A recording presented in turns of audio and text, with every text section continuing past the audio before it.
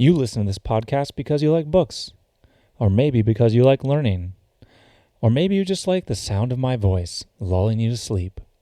If it's the first two, Audible has you covered. Too busy to read? Driving and don't want to run into another dog? Audible is a huge library of audiobooks where people read to you like you're a kid again. And guess what? You can try it out for free. Just go to readlearnlivepodcast.com/audible to sign up for your free trial today. And I think in any endeavor, hope is the key ingredient. If you lose hope, you've lost everything. Even if you have the hard work and the other things, your heart's not in it. Hope is the key.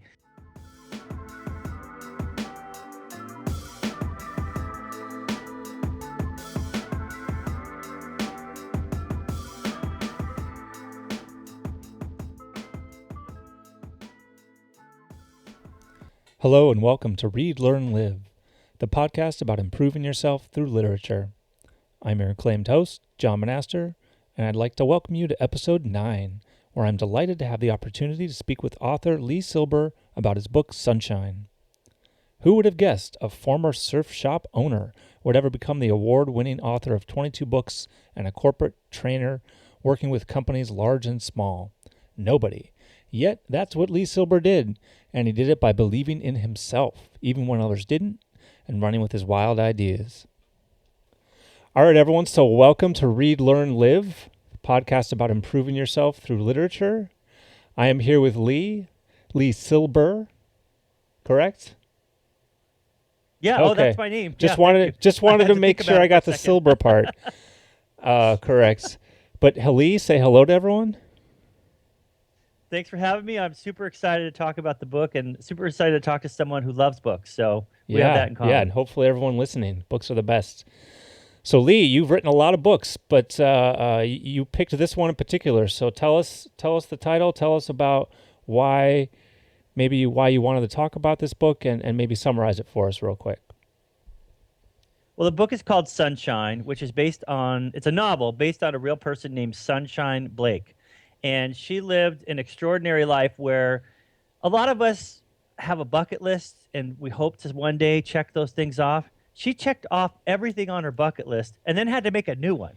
And I think it's an inspiring story about someone who lived their truth, lived their life to the fullest, and has a lot of lessons that could be passed on to the listeners of this show. And that's why I picked it, because I thought a book lover would appreciate someone like her who was a book lover, but her life was so interesting that I wrote a book about it. And there's probably listeners out there thinking, you could write a book about my life. And I hope somebody does.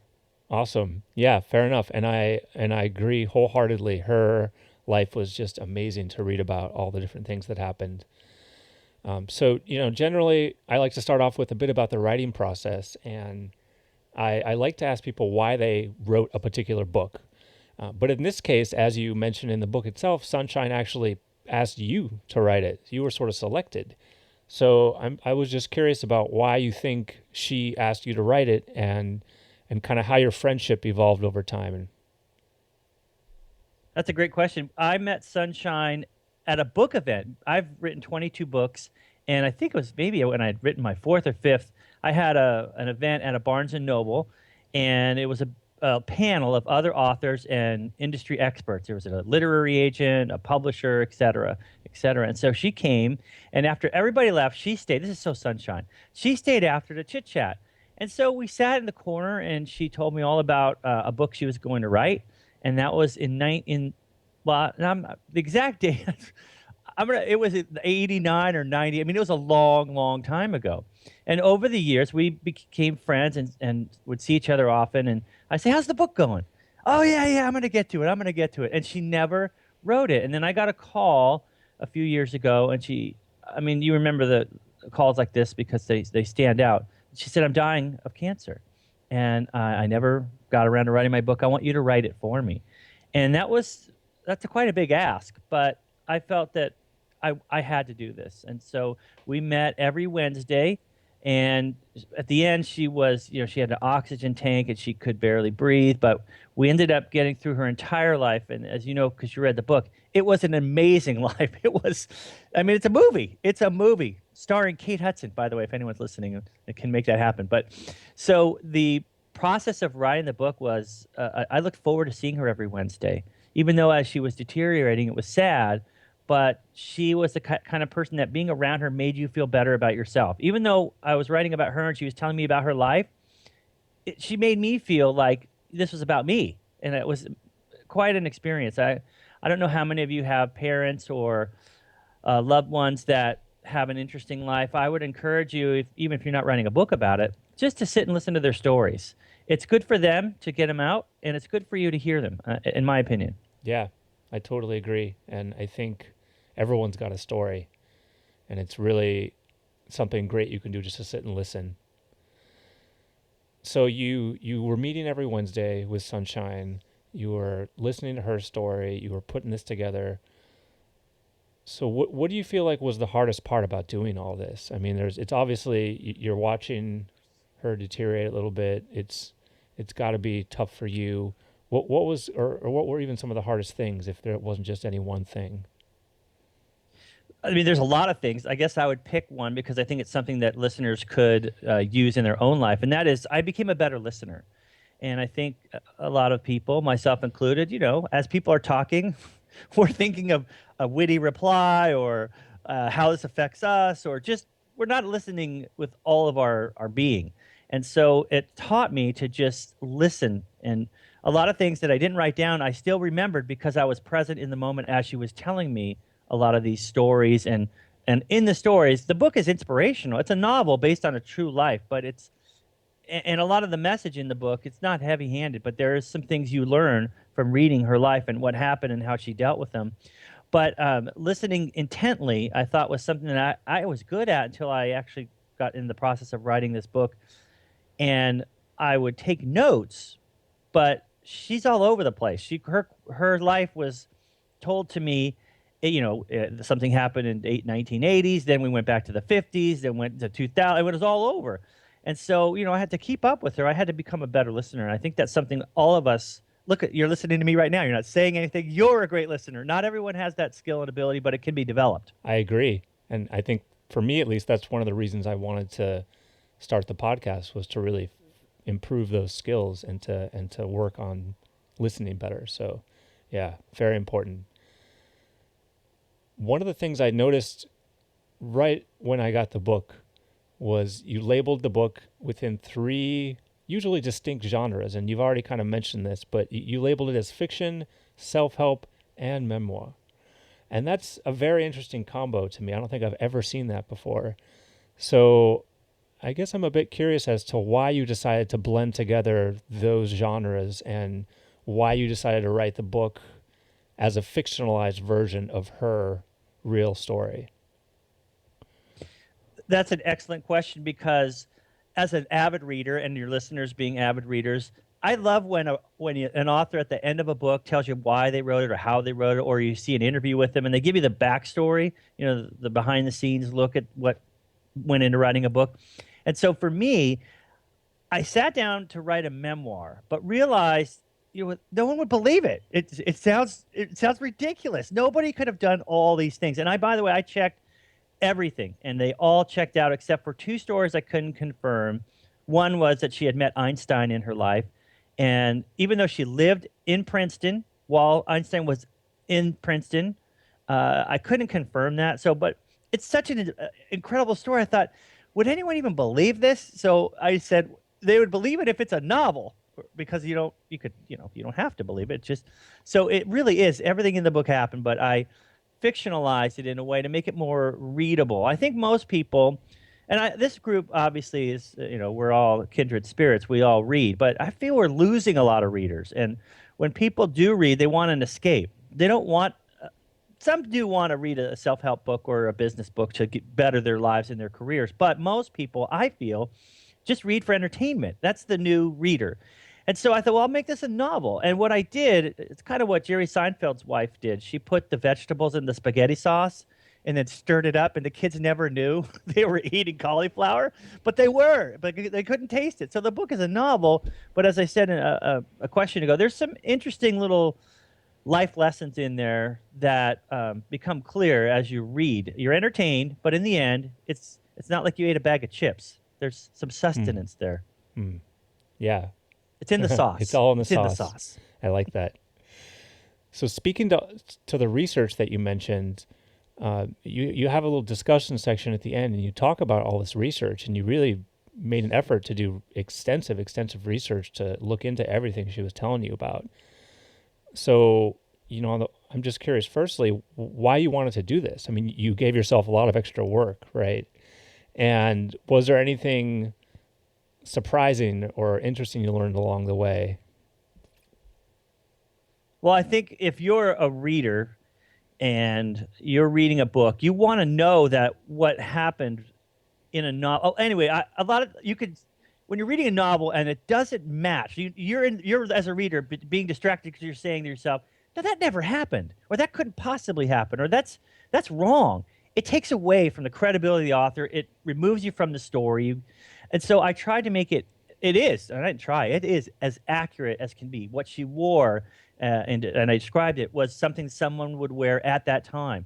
Um, this comes up later, and it's not in. I don't think you're going to talk about it, but when she did finally, at the very end of her life, decide she was going to write her book, she got all of her photographs together of herself, and this is such a classic Sunshine. All these great things happen, but equally bad things happen. Her house burned in a fire. She lost all of her photographs, so I don't have photos of her from her early life. And a few friends of hers had them, and her sons had them, but not that many. So a lot of times when she was in the 50s, I wanted she drove a specific car. I want to make sure that car was available in that color, and so that it's authentic. The other thing is, you said it was a lot of work. I feel like writing a book, to me anyway, isn't work. It's a labor of love. It's a joyful thing to do research on something that you're writing about. I mean, I would forget to eat lunch. I was so absorbed in whatever I was researching, and as you said, what are a few things I learned so much about so many different things I never would have known elsewhere. I mean, I got to say, this is going to make me sound like a cheeseball, but I actually like the show Castle. And on the show, he's a writer and he also works with the NYPD. But he is, he is a. I know you don't watch TV, but in the show, he is an author who knows a lot or little about a lot of Hmm. things, and that's because of his research of his book. So, for those of you out there who are Castle fans, you know what I'm talking about. That's why I think it's nice to write a book about something you want to know about because you're going to become an expert in it by the time you're done. Yeah, that's a great point. So maybe talk a little bit about a moment of inspiration you had. I'm always curious about this because for you, I'm sure there was just ongoing processes of discovery as you were writing, just learning about Sunshine stories, doing your research. Did you hit upon something that was really like, oh, this is amazing, or anything that really particularly inspired you while you were doing this? Again, I'm thinking about your listeners, and I think if there was one thing that surprised me, inspired me, and I would want to pass along, and I'm sure she would want to pass along, is she had made millions, lost millions. She had found love, lost love. She had, all these highs and lows. And so many things just presented themselves to her, or so it seemed. Her belief was that the universe provides everyone with everything you need to succeed and be happy. The difference between those people that are successful and have happiness is they acted on those opportunities when they presented themselves. And Sunshine would always take, the approach, I'm going to try this. I'm going to see how this works. I'm going to do this.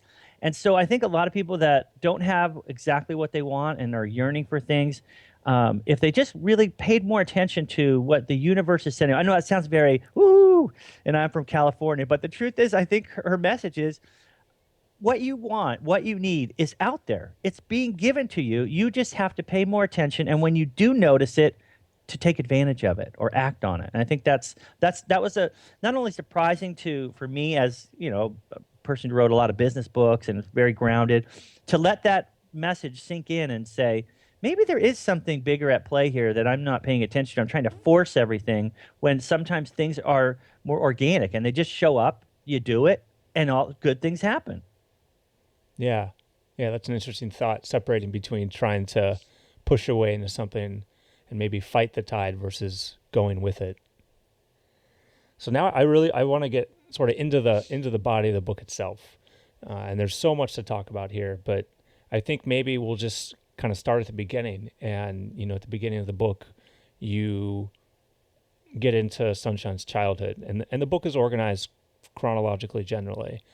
But you get into her childhood to start with, and she, just had a super traumatic childhood, and just everything bad that could happen happened. So maybe just talk about that, talk about what she went through, and how her no excuses policy really allowed her to push past all those horrible things.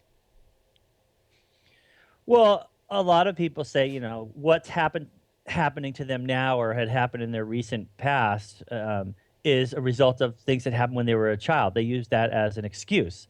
And Sunshine would always say, I don't know how bad your childhood was, but mine was worse.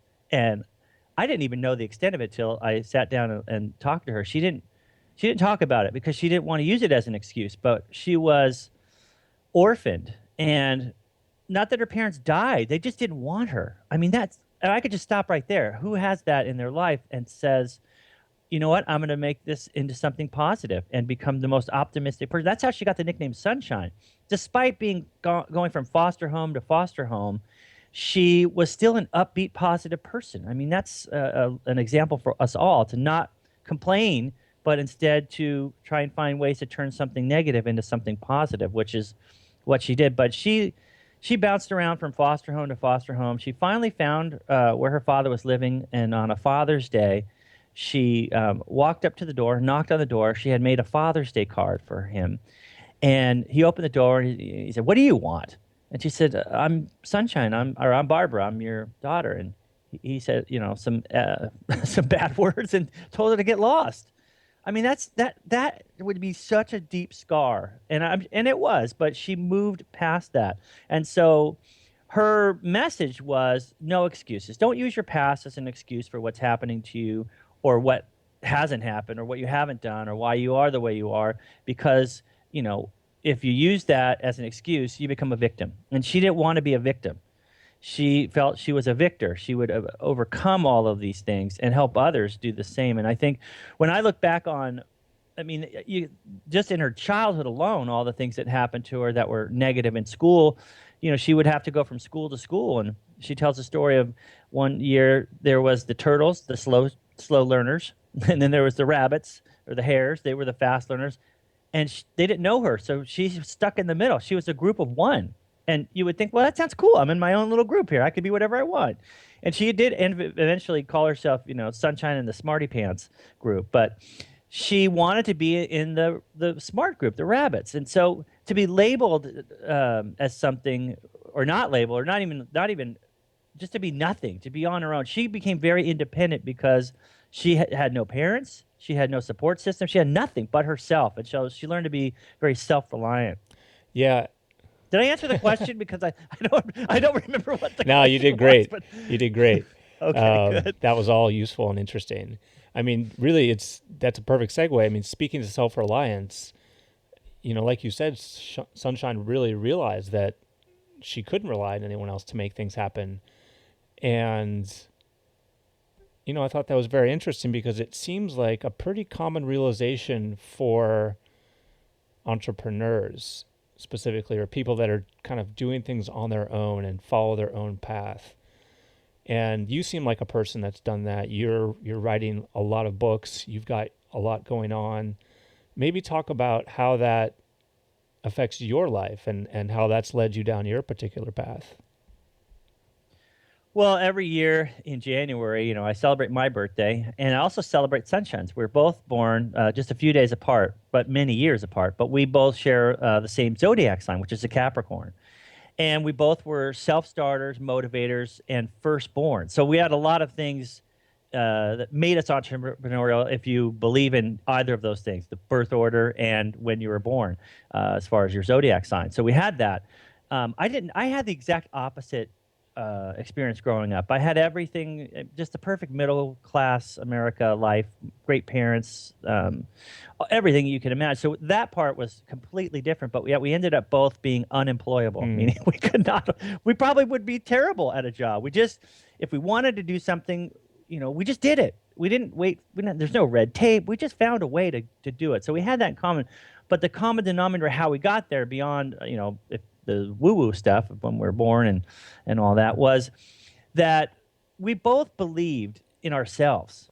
And I think an entrepreneur, if you don't have that belief in yourself that you can do something, you're going nowhere. And some people feel like they need someone to do it for them. That's okay, and that's fine. But the belief of Sunshine and myself is, why not me? Why can't I do this? And instead of, why not, finding excuses, we would just do it. Now, Sunshine succeeded in areas that you would never have guessed, and she did it with just hard work, determination, and hope. And of those three things, I think one of the things that is a common denominator in an entrepreneur is they're always hopeful. Because why else would you try something if you didn't believe it was going to work? You would always have that hope. And I think in any endeavor, hope is the key ingredient. If you lose hope, you've lost everything. Even if you have the hard work and the other things, your heart's not in it. Hope is the key.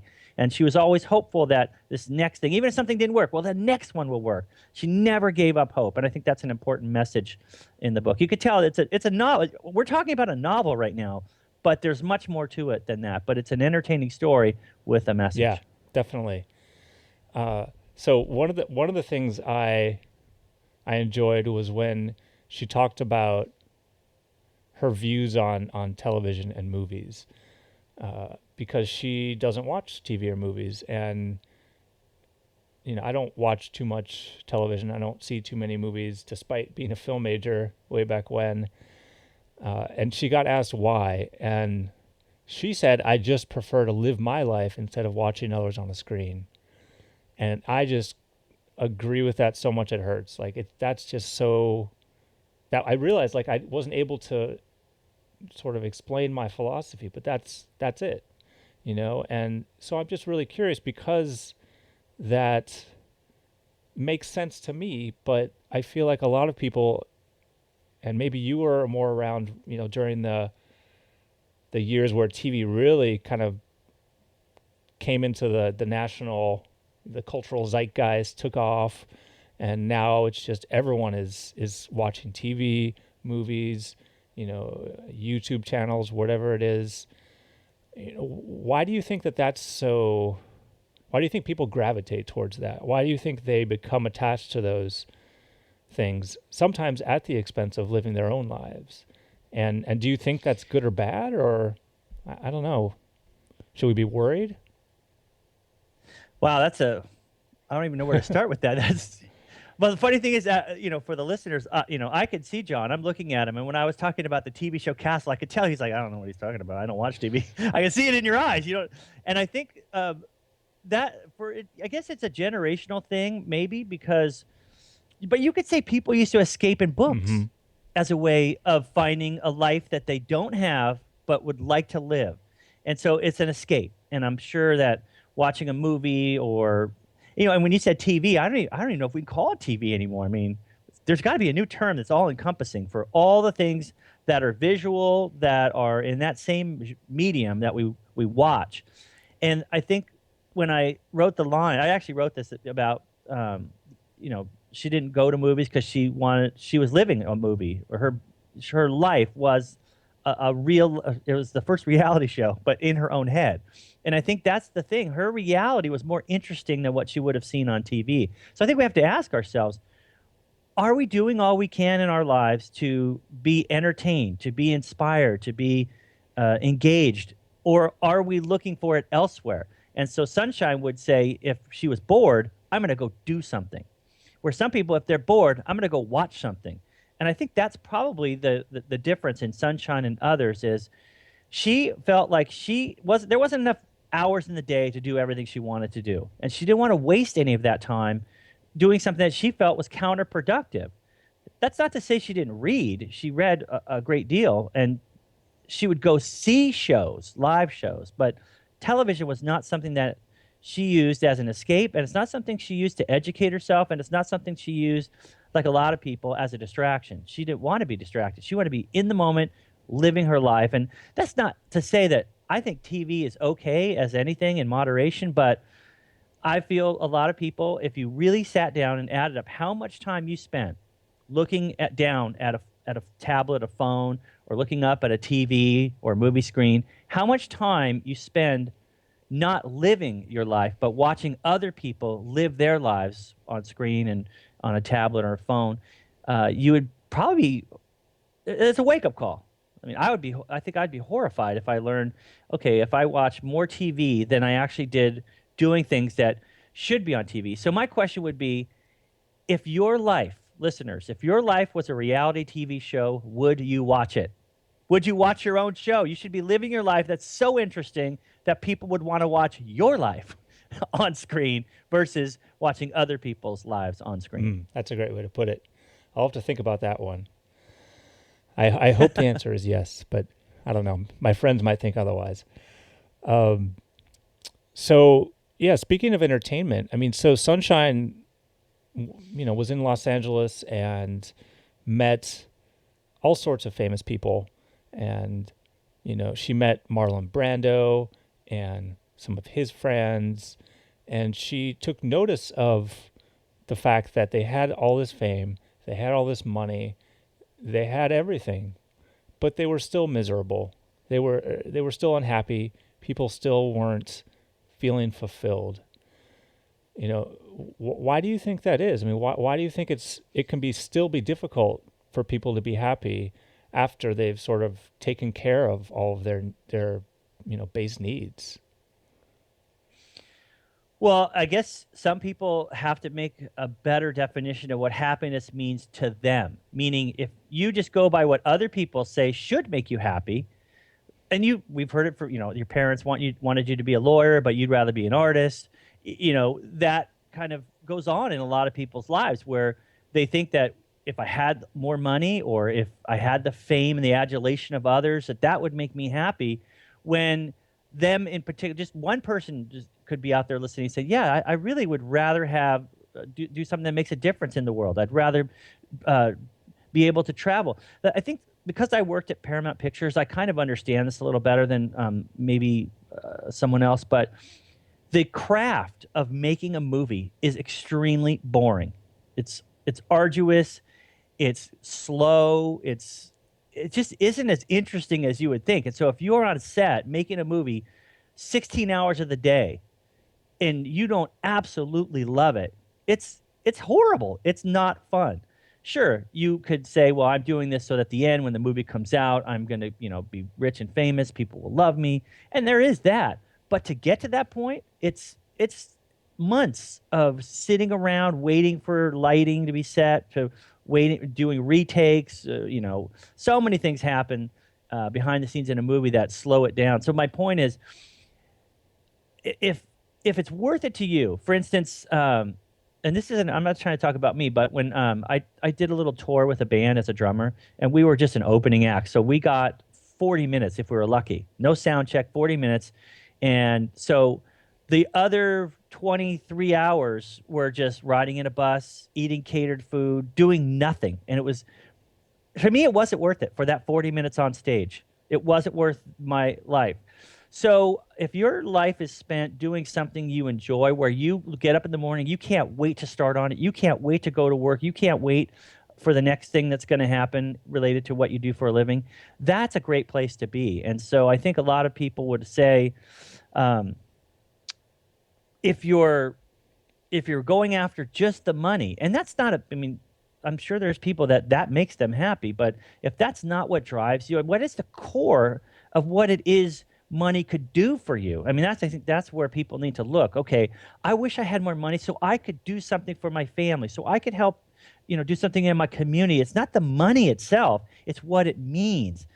I know I'm going off on a tangent, but I feel like a lot of the people she met were always thinking about what they could do outside of their lives. They outside their famous lives. And so one of the people she hung out with was a famous actress who just decided to give it all up for quite a few years and do something else. She wanted to be normal. And so she hung out with Sunshine, which is not normal, but she wanted to hang out with regular people and not be a movie star anymore. I find that fascinating because everyone out there would say, boy, I'll trade places in a heartbeat. Love to be a movie star. My point is, what we see as success and what we see as accomplishment or as for what should make them happy or make us happy isn't all it's cracked up to be. A lot of people that have it wish they could have what you have. Yeah, I think that's very powerful, and it helps to put things in perspective. Because I think a lot of times we might not think about that. We might see someone that everybody else feels is successful and just assume that their lives are wonderful and great, and maybe forget that they're people too and dealing with a lot of the same things we might be dealing with. So I want to jump a little bit now, and as the book does and as Sunshine's life does, she is all over the place. So she met a man named Salah, and he invited her to look him up if she was ever in Morocco. And they sort of had a connection immediately, and she traveled to Morocco on her own and looked him up, and they ended up getting married.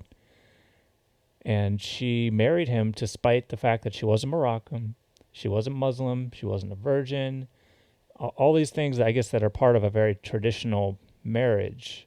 And Salah and her were fine, but the Salah's family really just was not, and really despised her. And that chapter, it's a bit disheartening because she writes about how she feared for her safety at times. And so I wanted to contradict that a bit and think about this, because you write these life lessons at the end of the book that are all very interesting. And one of them is, just try and say yes and get into a situation and try and take advantage of opportunities, which is something you mentioned earlier. So this was sort of Sunshine taking advantage of an opportunity, someone that seemed amazing and she fell in love with and married, but it backfired. And there's an inherent contradiction there, right? Which is that, all the advice isn't perfect all the time. And so I was wondering if you had a sense of how to deal with that. How do we think through when to use pieces of advice and when not to use them? How do we become wise about that? Well, I'm going to pile on myself, in addition to what you said, and say that Sunshine had been married 6 times. And so you think, my goodness, what the heck is that all about? But she was widowed 4 times, including her husband that you just spoke of. And so I think that story wasn't, it ended where you said, where, her family or his family didn't accept her, and they kept an eye on her, and wouldn't let her, they wanted her to live a certain lifestyle, which you don't tell Sunshine how to live. That's one thing that she would have rebelled against. But he passed away in a plane crash. I don't want to give away this. A spoiler alert, her husband dies. But the fact is that story was unwritten. I think he would have chosen Sunshine over his family. I really do. I think if he had not died on his way to see Sunshine in the United States, she was pregnant and fled Morocco. And that part is, that's a great, I could see that as a movie scene. I'm sorry, I digress. But that story could have had a different ending, I think, where he moves to the United States. He's very Americanized, very Western in his ways. And I think that would have had a different ending. They did have a child, or she has a son from him. And so you could say, well, gee, that was a blessing. And, she said yes, and she wouldn't have had the son if she hadn't have said yes. So there's a positive outcome from that. Also, I think when she lived there, again, I don't want to ruin the book, but she found an escape. They owned all this land, and in the middle of it, if you hiked far enough into it, was a beautiful, deep blue pond that she would swim in. And so she said that was probably the happiest place she'd ever seen, been, or experienced, was just floating up looking at clear blue skies and the Moroccan sun with warm air and warm water. That wasn't a bad thing. There's a lot of good things that happened. So I know what you're saying. It does sound contradictory that if we always say yes, we might be saying yes to the wrong thing. But how do we know that unless we try it, I guess, would be my thing. When she met Sunshine, the fact that when Sunshine met her future husband, the meeting of them was so random. And her actually taking him up on his offer, and her actually finding him. She didn't even know his last name. And in Morocco, she still found him is astounding. I think someone who's willing to go to those lengths to do something will make it work. Mm. You know what I mean? And so my advice is don't think too much about things, because the more you think about it, it's like you're jumping off of a cliff. If you just jump, it's easier. If you stand there and look down, and let's just assume there's water under you. Okay, let's and so the more you think about it, the more you could find reasons not to do something. And that jumping off could have been, it's metaphorical, but there are so many things that you would try if you just trusted that things would work out. You believed in yourself. You believed you're a hopeful person. All the things we talked about, that it'll work out. So I would just say that I would just, you know, adapt as you go. Meaning maybe it isn't perfect in the beginning, so you adapt, you change. But there's so many opportunities out there that I think people, if they think about it too much, could talk themselves out of, and that could have been their big break. It could have been the love of their life. There's so many things that could happen if you say yes, and if you say no, nothing happens. Touche. Yeah. Well, I used to teach. I don't know, actually, maybe you don't know, but I used to teach improv, and that's a big tenet of improv is the yes and sort of agreeing as opposed to disagreeing, and that's really what lets you make wonderful scenes, because you agree on the reality of the situation, you agree on what's happening, whereas disagreement just often doesn't go anywhere and is frustrating to watch. And so, yeah, that makes a lot of sense. But I would add that I am not Sunshine, so I did not live the exact same life that she did. And for me, when I say yes to something, I'm going down a freeway. Is how I look at my life. So I'm going down a freeway. There's 4 or 5 lanes, but get way off. I don't get off the freeway. You know what I mean? A yes would be maybe I move 1 lane over, but I'm still going in the same direction at 65 miles an hour. I think what Sunshine would do every once in a while would be to get off the freeway and go down a side windy road, which for her was an experience that she didn't want to miss and pass up. She was the originator of fear of missing out. She didn't want to miss out. For me, I'm going down a path, a road, and I'm just trying to stay on that road. And so my yeses are always, does this get me further down the road? Does it help me go where I want to go? And so I have parameters of which within I say yes to, whereas she would say yes to just about anything. Oh, look at that shiny thing over there. I think I'll go try. And I'm more structured in my life than she was. And I think that's why in the end I was able to write a book about her and she was unable to finish it. Huh.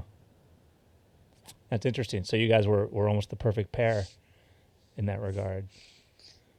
She's a lot older than me, and I'm married. But yeah, yeah, the perfect writing team. Right. I know what you mean. I'm just messing with you. So one of the things, speaking about, again, going back to what happened in Morocco, the family had a security guard spying on her, and again, not to spoil too much, but the security guard got caught and sort of fell into the water and didn't know how to swim and almost drowned. And Sunshine's immediate response was jump in the water, save him, without even really giving it a second thought. And, you wrote about that and by saying that, she only knew one way to live, and that was to do the right thing no matter what. And I think that's a great idea, and that's something that's taught in a lot of different ways across a lot of different cultures. But I think it can often be difficult for people to actually do. Do you have any thoughts about what we can do in our daily lives that would really help push us towards that goal, even if it might not be the easy choice? Well, I mean, this sounds so silly, but being honest. I know we tell 100 white lies, or maybe I'm just me. But do you like that? Sure, I love it. You hate it. You know what I mean? I think that's one thing that's so simple, is to always be honest. And I mean, there's other small things where you pay it forward, you always do the right thing. But in the end, what I think the bigger picture is, and why it applies to Sunshine, was at the end, I asked her, I said, Sunshine, what are your regrets? I mean, she was probably a month away from passing, and I think a lot of people would say, God, I still feel bad about something I did that was maybe not totally in line with my values, but she had The only regret she had was that she hadn't finished her book, but we were working on that. So she had no regrets. I think regrets come from people, or a sense of when you think back about your past, there's like a little pinch. Ooh, God, I wish I wouldn't have done that. Why did I do that? That was a horrible way to treat someone, or that was a dishonest way to get something I wanted. Whatever it is. So you can't change what's happened in the past, but from this day forward, you could say, you know what? I don't want to have any regrets of 2017, or I don't want to have any regrets for February and March of this year. I want to just have everything that when I look back on it, I knew I did the right thing. So no regrets is one of the benefits from always doing the right thing, among other things. But that's the one I think applies to Sunshine the most is after living for 70 years, she didn't regret anything she had done Yeah, which is pretty or right, not done. which is pretty amazing. All part of why she was an amazing person. So she, and again, we'll jump again to cities, and if you read the book, you'll really get a sense of this is just, where in the world is Sunshine? She's all over. So she was in Nashville at one point, and she was speaking with a journalist, and the journalist kind of asked that question that I probably everyone in Nashville gets asked, which is, do you want to be a star? What do you want to do? What's happening here? And she said she wanted to help others achieve their goals and not necessarily be a star herself. And she ended up doing that for Tony Robbins, for example. That was a big part of what she was doing while she was working for him. And I thought that was really striking. I think that to me is very important, and it's important to have people that are like that out there. So, maybe talk about that a little bit, and what are some things that we can do to help other people achieve their goals? Well, I think that in any area, I mean, like take it for instance, a technological advance or a new product. It's always, I think, the ones that succeed are in a way to help people do something better, to make somebody's lives easier, better, faster, quicker, cheaper, whatever. And so I think that in life and in business, we move forward by helping other people move forward. You know, what I mean, there's people that would maybe do something that would hurt people and still be successful, but to move forward with uh, in the right way would be to say, okay, how can I help others get what they want so that I can have what I want? Or as Zig Ziglar used to say, you can have everything you want in life if you just help enough other people get what they want. And that was one of Sunshine's favorite quotes. And I believe we should just ask ourselves often, what can I get? What can I give? What can I give? And Sunshine was, if you gave Sunshine $1 million, she made it keep 10,000 for herself. She'd give the rest away. That was her way. She wanted to help people. Whenever I had a book come out, some of my friends wouldn't even acknowledge it. Some would buy a copy. She would buy a case and then just give them away. And so when you have a person like that in your life, when they need a favor, you do it. And so it's like a checking account. She would always make deposits in all these checking accounts. And so she would never ask for anything until there was a balance. And she had a balance across the board with so many people. And so the big question is, why would I put my life on hold for 9 months to write a book that I wouldn't know? I have no idea whether it would ever sell or whatever. I did it because I owed her for all the things she had done for me.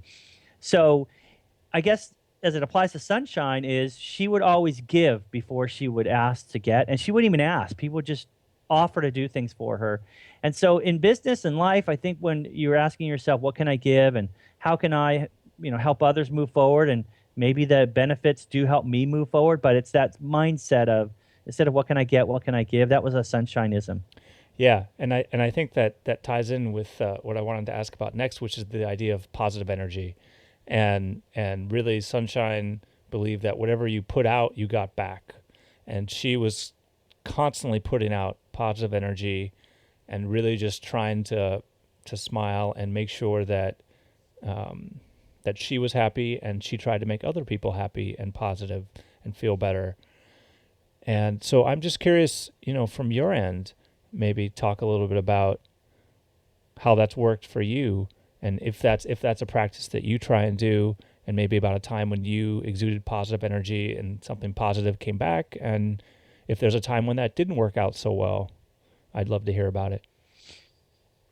I think it's hard to quantify Hmm. energy, right? I mean, there's no way to say this person has a 27% positive energy. It's just impossible. But I think when you say, "Oh, that person has it," but you don't know what it is, but you know it's something you want to be around, you want to be a part of, you want that person in your life because they have it. Sunshine knew more people than anyone I know. I mean, that's sometimes if I needed to meet someone, I didn't, or meet a bunch of people, I didn't have to go to each individual person. I would just go to Sunshine and she would make the introduction. She knew everybody. And why does she know everyone? There was something about her, an energy about her, a positivity, and even beyond that, maybe it's you're funny and people want to laugh and be around you because you make them laugh. There's something that people have that attracts, and it's an energy, and you can't define it, but you know it when you see it or hear it or feel it. And I think Sunshine had a positive energy. I try and make people laugh. That's my thing. Not in this interview because it's not appropriate, but I'm trying to be a funny guy, and I think that draws me. Or I'm a high energy guy. People, they used to say, "I call your answer machine just to hear your voice because I was feeling down." So I don't know how to sell that or what to do with it, but it is who I am. And that was Sunshine was a person that was like a light that drew everyone in. Like a firefly, or they wanted to be around that light. And so I don't know how to define it or how to bring it into your life, but I will say that the opposite of that is true.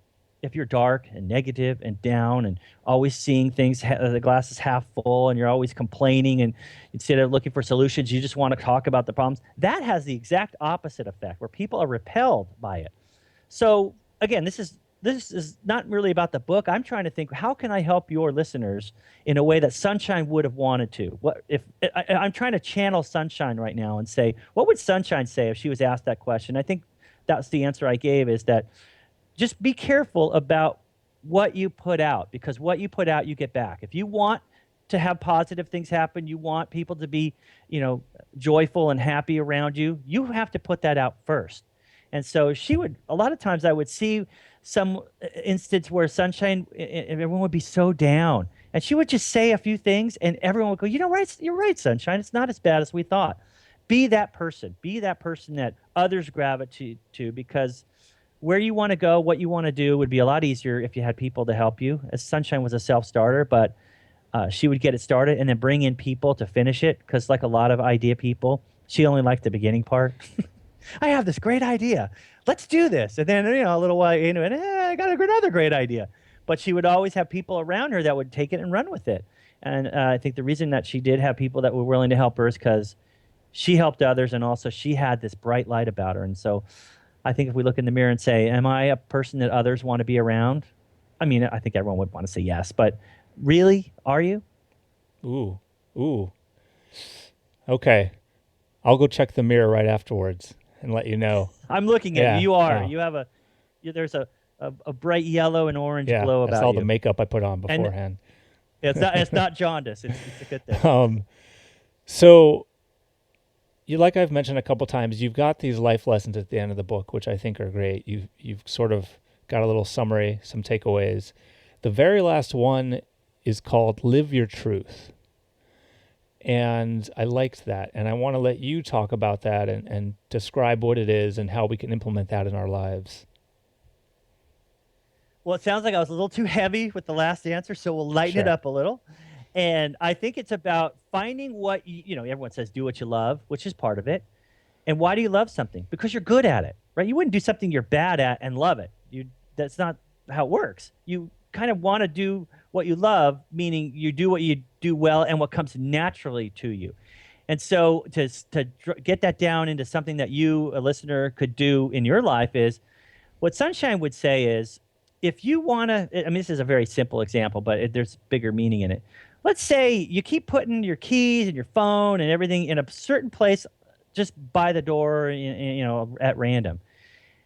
Someone would say, why don't you put it over here? It should go over here. It makes more sense over here. Maybe to them, but to you, this is where you want it. So just put a bowl there, a nice bowl, and that's your spot for it. Don't fight your natural tendencies. Life is a lot easier when you go with your tendencies rather than fight against them. And so some people have a job where it doesn't use any of their skills that they love to do. They're not good at it, but they get paid well, so they stick with it. And in the end, maybe they're not as happy as they would be if they were doing something that came naturally to them, that they enjoy doing, that they do well. So some people are left brainers, some people are right brainers, some people are whole brainers, some people are no brainers. But a right brainer does certain things a certain way. I want to see a pile of paper out, so I know that I need to finish that. I want to work on it. A left brainer, put that away. It's distracting. I can't stand things out. So they're both right because it's right for them. So what's right for you? That's your truth. Is what do you love doing, and are you doing it now? And what are some of the things that you fight against that if you just let it happen naturally, this is where I want to put stuff. This is how I want to do things. This is my way of an external representation of what's going on in my head. I know that can be scary for some, but meaning, this is how I think of things, but yet I don't do that in my own life. So find the way you want to do things that comes naturally, that feels easy. And that's probably, if we had more of that in our lives, we'd be living a little bit of a happier life. Agreed. So I think we're ready to wrap this part up, but I like to always ask, is there anything else that we haven't talked about that you wanted to mention? Is there any other lessons or takeaways or anything else about the book or Sunshine or you that you want to let people know about? Well, I mean, this is a cliche, but I think the more we hear it, the more we believe it. And the reason it's a cliche is because it's true. And that, time flies whether you're having fun or not. And your life goes by so fast. And Sunshine said her 70 years went in the blink of an eye. At least that's how it felt at the end, even though she lived, every moment. I think her message would be, don't waste your time, because if you're wasting your time, you're wasting your life. Don't waste your life. And I think now, as you pointed out, we're, distracted. We have a lot of options of things we could do, but are we really doing what we want to do and what we should be doing, what brings us joy and happiness and gets us what we want to go and to be fulfilled? But today, when people say, I want to be balanced, I don't think balance can happen anymore. I think balance is more being 100% in of what you're doing in that moment. So if you're with your kids, but you don't get a lot of time with your kids, but when you're there, you're 100% there, that's balance. And I think that's what could be achieved today, instead of, well, I'm going to spend this much time here and that much time here. But in some ways, we get so easily pulled away from what we're supposed to do or want to do. So when we are doing what we love doing, or with the people we love, and we're engaged in something that brings us joy, be 100% engaged. If you're, with a friend, put the phone down, be with them. I think that would be the one thing that Sunshine would want me to say is, don't waste that time, because it goes by so fast. And I think a lot of people probably think, well, I've got another 40 years. You don't know. I think Sunshine thought she would live longer than 70 because she was the most healthiest person you could imagine. She ran marathons. At the age of 60, she ate only healthy foods, and yet she died of lung cancer, and she never smoked. So her message would be, don't waste your life. Okay. Noted. And so I like to wrap everything up with a fun thunder round. So I'll ask you a couple quick questions, and then we'll call it a day. Sound good? Yikes. Okay. No, they'll be good. Okay. So I'm just going to say yes. Well, these are all open-ended, but that's okay. So I like to ask what your favorite food and or drink is. Well, again, this is a good example of live your truth. It's an egg salad sandwich. And you would say, what? An egg salad sandwich? Why not steak? Or, no, it's because it brings me back to when I was 10 years old, and I spent time with my dad on a boat. We would go boating every weekend. He would always make egg salad sandwiches. And so it was a happy time, and it brings me back there. So I guess that's why, if I could have one food on a deserted island, it'd be egg salad sandwiches, because I'd always be thinking about those times with my late father that well, it's just he and I, and we were on a boat alone. Yeah. What or where is your favorite place you've ever been? Kind of like Sunshine. I love to travel. Yeah. I think travel, and millennials get this. It's not about what you have. It's your wealth is based on your experiences, how much you've done, or how many good deeds you've done, or where you've been. That's kind of what the new success is. Where have you been? And so for me, I've traveled to a lot of places I always wanted to go. The most interesting was a place called Huahine, Tahiti.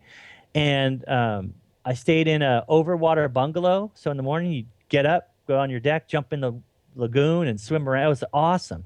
And I'm a surfer, so I would actually jump off, paddle over to the wave just down up around the corner, and surf. Oh, best place I've ever been. You could only get there by boat, so you'd fly into Papeete and then take a boat out. But Huahine, Tahiti. If you're looking for a place on the map to put a dot, that's a great place. Done. I love to travel too, and I've never heard of that place, so I will have to look it up. So the last question is, if you could wave a magic wand and change any one thing, what would it be and why? Yeah, I think I'll answer this for Sunshine. And she always told me about her favorite episode of Star Trek was, and she did watch TV, some TV, was the episode where in this other world, your wealth was how much you did for the world or other people. So the wealthiest people were the ones that did the most good instead of how much money you had. So if I were to wave a magic wand, I would change our values so that instead of greed and money as what we strive for, instead of that, to become successful is the more people you helped and the more good things you did, the wealthier you are, and people would hold you in the same high esteem as you hold someone with a nice car, beautiful watch, and a big house. It would be that's how you would get those things if that's what you want, but you would get those through good deeds. Or we wouldn't even care where you lived, what you drove, and what kind of watch you had. We would just be, oh, look at that person. They've done so much good. They are the most successful person in the world. That sounds great. I'm in. All right, well, Lee, thank you so much for joining me. Really appreciated having you on. The book is Sunshine. It's a beautiful, wonderful book. I really highly recommend it. Take a read. You'll enjoy it. And yeah, we're good. Lee, thanks again. My pleasure. That was a good use of my time. All right, thanks. Thanks so much for listening to this episode of Read, Learn, Live. If you liked it, tell a friend and subscribe on iTunes and Google Play.